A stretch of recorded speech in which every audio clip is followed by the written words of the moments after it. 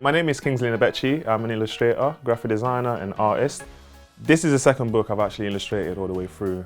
You kind of get to be the second author of a narrative, but a visual author. My whole thing about my art is to illustrate the image as close as possible to what was in my mind when I first read something. I usually start with a sketch just to get an idea of what characters or buildings or whatever it is I'm drawing, where it goes. That makes it easier to go into like a full digital sketch. And then once the kind of line work is done, the fun part is the colors. Colors to me are just like really, really important because you can almost kind of engineer how somebody would feel or the tone of something, you know, and it just really brings life to a lot of compositions. The Noughts Crosses book is almost kind of like colonialism flipped in its head. So black people colonialized the Western world in a sense. And the storyline itself tells a story about race, love, and how all these things can cost. Hi Kingsley.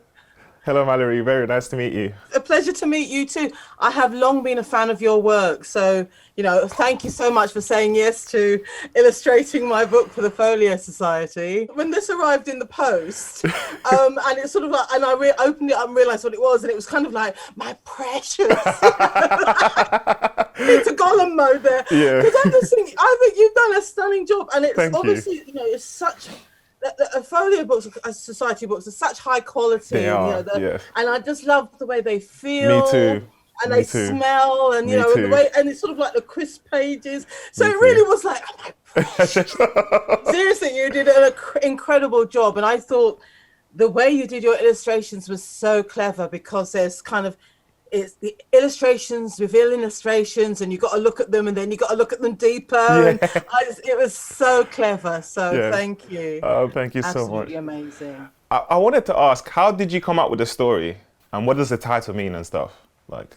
Well, I wanted to write a story about racism, overtly about racism, because racism has consequences and it maims and it kills. Yes. And I didn't want to shy away from depicting that. Absolutely. And so it was very important to me to kind of just show that within the story. It was a way also of addressing some things that happened in my own childhood. Absolutely. And my teen years, addressing that. And so it was very cathartic. It was very painful to write, but it was very cathartic because of some of the things that Callum goes through in the book are based on true experiences that happened to me.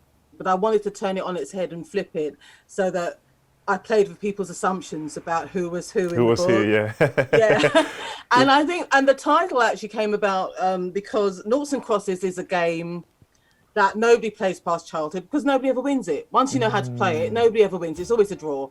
So what's the point? And that kind of sums up racism because it's a no-win game. In the end, nobody's going to win.